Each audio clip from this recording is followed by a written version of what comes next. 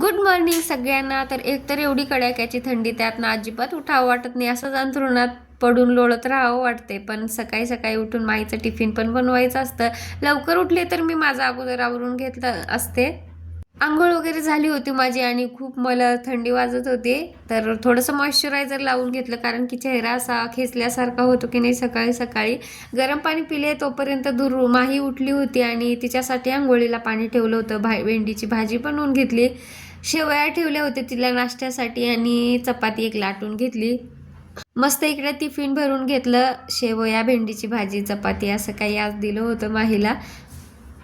सकाळचा हा 1 तास ना खूपच गडबडीचा असतो. यात पूर्ण माहीचं आवरावं लागत असतं, नाहीतर खाली व्हॅन येऊन थांबत असते. तिला सुद्धा मॉइश्चरायझर लावलं, नंतर एक मस्त चहा घेतला आणि दुपारी जाऊन आम्ही फ्रुट्स घेऊन आलो.